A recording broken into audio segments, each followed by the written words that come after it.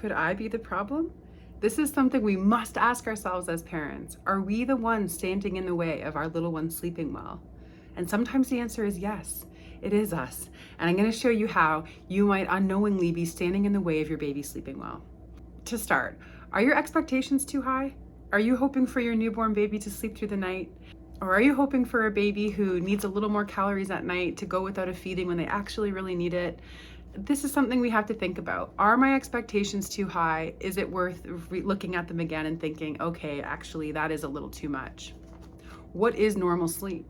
And this is a tricky topic in the world that I work in, because some will say a baby who's 9 months old eating every 2 hours at night is normal, where I would say we can probably do much better than that as long as they're gaining weight well. What can we do here, right? Can we make a change?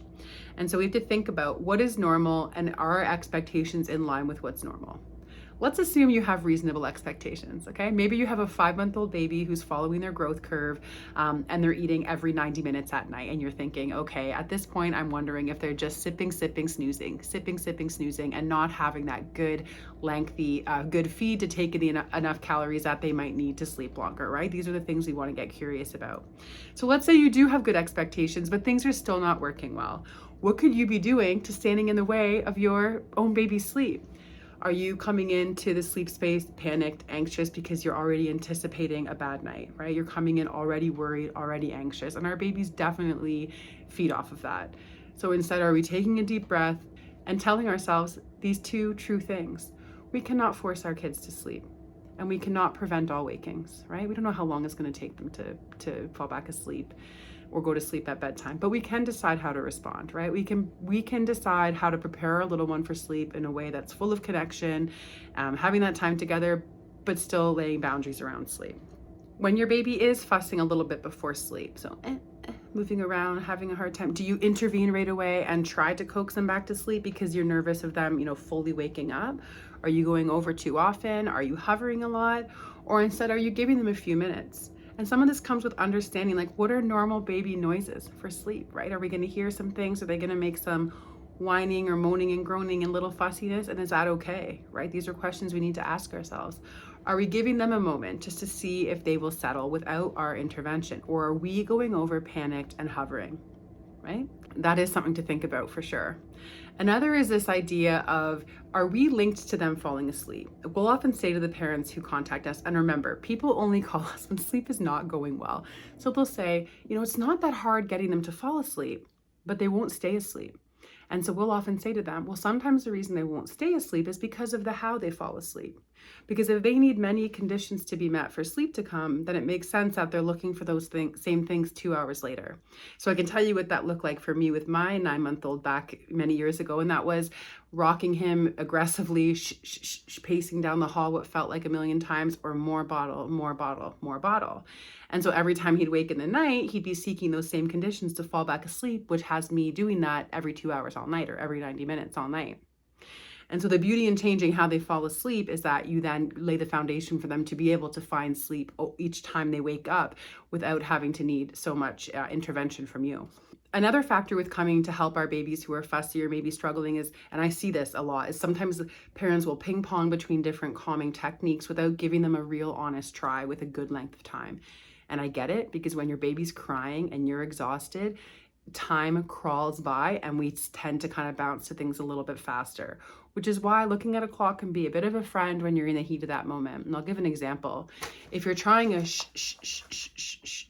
technique to try to calm your baby, maybe while they have a soother, or you're kind of rubbing their forehead, let's say, to help calm them down to a calm level. But that's not working in a minute. So next thing, you're switching to the yoga ball, the exercise ball, and you're bouncing on it, bouncing on it, bouncing it. And then that's not working. So you switch to the swing, right? And so what happens there is we're not giving it enough time, enough space for that strategy to actually work. So try to give one of those a good 5 to 10 minutes before you switch to the others, to really make sure you're giving them the chance to see if it'll work for them. Another factor that we can sometimes really hinder is the timing of our baby's sleep. Most often that I see in my work is that parents are waiting way too long to put their child down for a nap. They're either missing tire cues. Some kids don't give us much, to be honest, so it can be a little bit tricky. Or there's a lot of commitment in the family or outside of the home, or opinions, and it makes it hard to put that baby down for a nap when they need it, or bring bedtime earlier when they actually need it.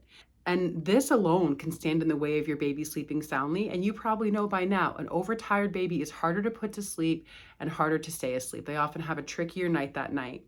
So don't be afraid of setting the boundary with people in your life and say, no, this is their sleep time. I'm bringing bedtime earlier. And we love looking for early tired cues. We love a baby-led schedule. We don't really have an exact, it has to nap at this time or they have to go to bed at this time. We like instead to look for early cues. So for someone like me, would probably be a dead giveaway. Pink around the eyebrows, red rims around the eyes, glazed over eyes. One of our families years ago called them honey dip eyes, which I love.